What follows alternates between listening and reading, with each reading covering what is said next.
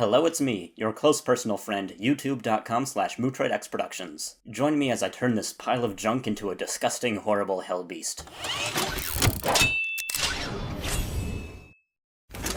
So I was already planning to make a new Sky Below film before I heard about Nounsfest. I just had to gently adapt my idea to fit the requirements. To participate, I had to pitch a film based on one of these little Nouns characters. That made me kind of nervous. Like, how am I supposed to fit these funny little dudes into Ainley's world? They don't match the vibe at all. Unless, wait. A little creature whose head is another smaller creature?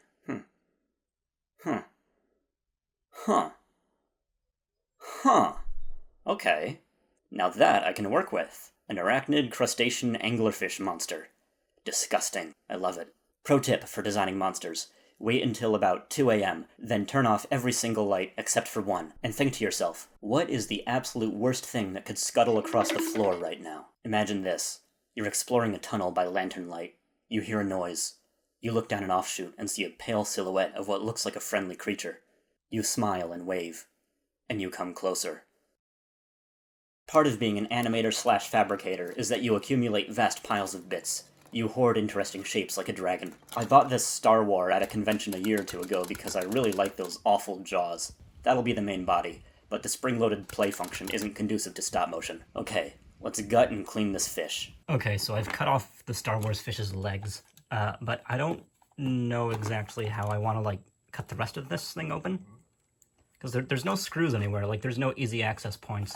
I'm thinking I might just cut the belly open, cut a big hole in the belly and see if I can get in that way. This is as far as I got before my Dremel ran out of battery, but I can generally see how the jaw function works. There's a couple of articulating arms in there. I can see the hinge, the axis on which the jaw rotates. I can see the back of the mouth. I can see these fin joints here. I can probably tighten them too. And, I've carved open all these guts so I can put in leg joints or leg wires instead. This is probably safe, right? This xenomorph's tail is going to become the tentacle of its lure. I have this old Grimlock from a thrift shop that was missing some pieces. I think his shoulders, elbows, and wrists will be nice legs for at least part of this thing. Okay, I've got all these old Mega Bloks Dragon Castle bits that'll make good legs.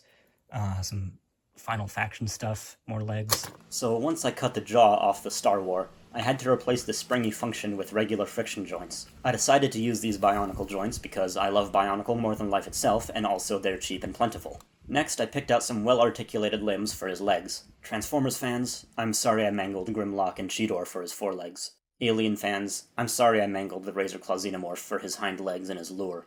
Star Wars fans, you should have picked a better franchise. So the process of kitbashing is basically holding bits up to each other and deciding if they look good, then cutting them up to make them fit together. I use Gorilla Superglue Gel. This stuff is incredibly strong. Once it's bonded, I add some green stuff to sculpt over it and smooth it out. Yeah, green stuff. That's the actual trademarked name. It's important to start with a vision for your final product, but you need to allow for flexibility. If you find a piece that fits in a way you like, then use it. Let the parts tell you where they want to go, and then stick them onto the Star War using green stuff while checking out that Gridman anime because you bought some toys from it, but you never actually watched the show. It's fine. Green stuff is one of my favorite materials to work with, but it takes a long time to cure, so if your parts aren't well balanced, you better prop them up somehow. Otherwise, they'll just droop and eventually fall off. Here's another quick little kitbashing technique. See the gap behind the jaw? That's pretty ugly and artificial. We can't have that. So I took this little coin machine capsule and cut out a piece of plastic. I used poster tack to temporarily attach it to the jaw to see if it would fit, and I kept cutting if it didn't. That's like the kitbashing equivalent of sketching. Once I was confident it would fit, I green stuffed it on and covered it with a texture to match the Star War. Now, I'm not very good at painting things. My hands are unsteady and color is not my strong suit, but it's still fun. So I primed the whole guy and took a moment to decide what colors I'd use. I also made a few posts on social media to ask my fans. This guy got it dead on, thank you very much. It's a subterranean predator, so it needs to blend in with its environment, but I also wanted it to look gross and fleshy. So I covered it with a base layer of red, and then primed it using Mr. Super Clear, Matthew. Then I mixed up green, brown, and black to get sort of a rotten flesh look. I brushed the rotten flesh all over the surface, but I left some red oozing out of the seams between the scales, kinda like Shin Godzilla.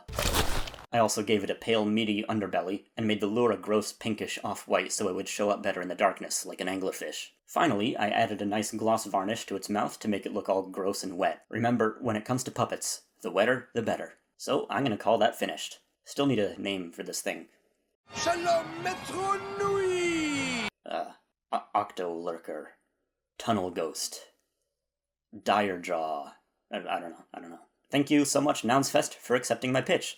YouTube doesn't like it when I upload original works that don't contain any searchable keywords like Halo or Mega Bloks or Power Rangers, so it really means a lot to me that you're willing to fund independent and original ideas. Thank you so much, and also thank you viewers for watching. I think you guys are really gonna enjoy seeing this monster in action. Farewell for now.